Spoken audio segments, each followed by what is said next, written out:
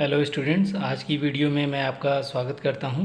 और जैसा कि कल मैंने आपको कोरिलेशन का जो थ्योरेटिकल सैद्धांतिक पक्ष है वो बता दिया था, आज उसके हम न्यूमेरिकल एस्पेक्ट को जानेंगे, जिसमें दो विधियां हैं ज्ञात करने की जो अक्सर ही एग्ज़ाम में पूछी जाती हैं। तो कार्ल पियर्सन विधि के विषय में सर्वप्रथम हम जानेंगे और उसके बाद स्पीयरमैन रैंक डिफरेंस मेथड। ठीक है, तो इसमें आपको ये जान लेना ज़रूरी है कि क्वेश्चन में अगर दिया है कि रैंक डिफरेंस विधि यानी कोटि अंतर विधि से ज्ञात करें, या स्पीयरमैन का नाम लिख दिया तो उनकी ही विधि लगेगी, और कार्ल पियर्सन का नाम दिया है तब तो कार्ल पियर्सन मेथड, या कुछ भी नहीं लिखा है तब भी यही विधि लगा के सहसंबंध ज्ञात करते हैं। तो सर्वप्रथम हम जानेंगे कि कार्ल पियर्सन का सहसंबंध गुणांक का शाब्दिक अर्थ क्या है। तो देखिए, इसमें जो है सहसंबंध ज्ञात करने की इस रीति का प्रतिपादन प्रसिद्ध प्राणी शास्त्री यानी कि बायोलॉजिस्ट एवं सांख्यिकीकार कार्ल पियर्सन द्वारा सन 1890 में किया गया था। ठीक है, यह रीति सहसंबंध की दिशा और मात्रा दोनों को ही स्पष्टता और सूक्ष्मता के साथ प्रस्तुत करती है। इस कारण इस विधि का प्रयोग सर्वाधिक प्रचलन में है, और कार्ल पियर्सन के सहसंबंध गुणांक को संक्षेप में स्मॉल आर द्वारा व्यक्त किया जाता है। इसको मतलब व्यक्त करने का ये सिंबल हम प्रयोग करते हैं।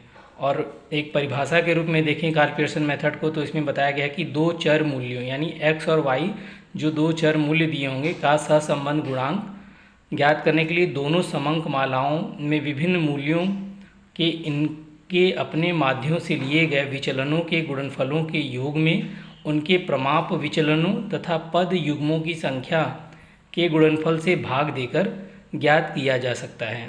और सूत्र रूप में इसका जो प्रेजेंटेशन हम देख सकते हैं। देखिए, स्मॉल आर बराबर sigma d x d y upon under root sigma d x square multiply by sigma d square Y.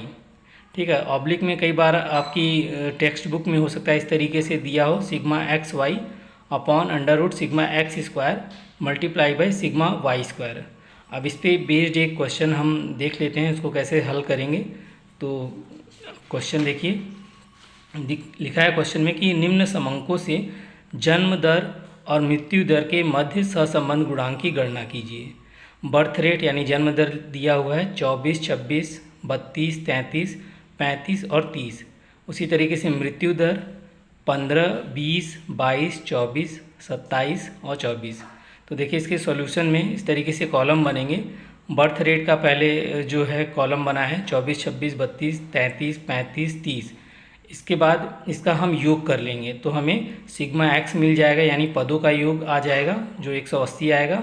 उसके बराबर हम इसका समांतर माध्य निकालेंगे, जैसा कि नॉर्मल आप व्यक्तिगत श्रेणी में समांतर माध्य का सूत्र जानते हैं, एक्स बार बराबर सिग्मा एक्स अपॉन एन। तो 180 और पदों की संख्या जो काउंट करेंगे तो 6 पद दिए गए हैं, 24, 26, 32, 33, 35, 30। इनका योग नहीं करना है, इसमें पदों की संख्या 6 है।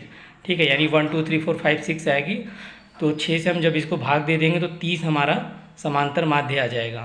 अब इससे जो है हम इस पदों का विचलन ज्ञात करेंगे, डी फॉर डेविएशन यानी विचलन ज्ञात करेंगे। तो 24, 26, 32, 33, 35, 30 इन सब में से बारी बारी हम जो समांतर माध्य 30 आया है उसको घटाया गया। तो इस तरीके से ये जो पद ज्ञात हुए कि -6, -4, +2, +3, +5 और 0 आया। फिर क्या करेंगे, डी स्क्वायर एक्स ज्ञात कर लेंगे, यानी इसका स्क्वायर यानी वर्ग कर लेंगे। तो 6 6 जा 36, 4 4 जा 16, 2 2 जा 4, 3 3 जा 9, 5 5 जा 25। ठीक है, इसका जब हम योग करेंगे तो सिग्मा डी स्क्वायर एक्स आ जाएगा 90, और जो डेविएशन वाला है उसका देखिए योग 0 आया है। उसी तरीके से उसके बाद फिर मृत्यु दर का कॉलम है। मृत्यु दर में जो पद हैं 15, 20, 22, 24, 27, 24, इससे फिर इसका योग करेंगे तो सिग्मा वाई हमारा 132 आया है।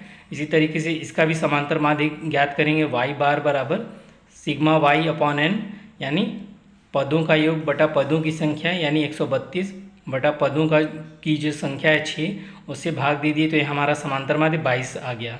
अब वाई वाले में हम 22 से डेविएशन यानी विचलन ज्ञात करेंगे। तो 15, 20, 22 ये जो पद दिए गए हैं इसमें से सब में से 22 माइनस किया गया, तो हमारा जो विचलन निकल के आया -7, -2, 0, +2, +5, +2। तो इसका भी जो योग करेंगे तो 0 आएगा। ठीक है, विचलन वाले का हमेशा योग 0 आना चाहिए। उसके बाद डी स्क्वायर वाई करेंगे तो 7 का स्क्वायर किए तो 49, ठीक है। 2 का स्क्वायर किए 4, शून्य का शून्य ही रहा, 2 का फिर 4, 5 का स्क्वायर 25, 2 का 4, फिर dx dy, यानी जो dx विचलन वाला कॉलम है और dy जो विचलन वाला कॉलम है, इन पदों को मल्टीप्लाई करेंगे। ठीक है, तो -6 को -7 से जब गुणा करेंगे तो 6 7 42, 42 आ गया। फिर 4 को 2 से गुणा करेंगे, 4 दूना 8, 2 को 0 से गुणा करेंगे तो 0 आ गया। 3 को 4 से गुणा करेंगे, 3 को 2 से गुणा करेंगे तो 3 दूना 6 आ गया। 5 को 5 से गुणा करेंगे तो 25, और 0 को फिर 2 से गुणा करेंगे तो 0 आ गया। इस तरीके से सिग्मा dx dy का जो टोटल लगा लेंगे तो 81 आ गया। फिर इसके बाद सूत्र का प्रयोग करेंगे, r बराबर sigma dx dy upon under root sigma d square x multiply by sigma d square y। इसमें देखिए फिर सूत्र में जब हमने इसको रखा 81 बटा अंडर रूट 90 मल्टीप्लाई बाई 86, तो इसका जब मल्टीप्लाई करेंगे 7740 आया। इसका अंडर रूट फाइंड कर लेंगे तो 87.98, फिर 81 में 87.98 से भाग दे देंगे तो ये प्लस 0.92 आ जाएगा।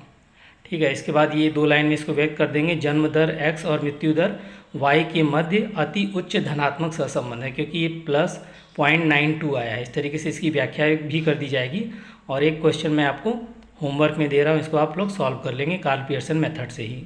इसमें x देख सकते हैं 17, 18, 19, 19, 20, 20, 21, 21, 22, 23 है। और y में पदों की जो संख्या है 12, 16, 14, 11, 15, 19, 22, 16, 15, 20 है।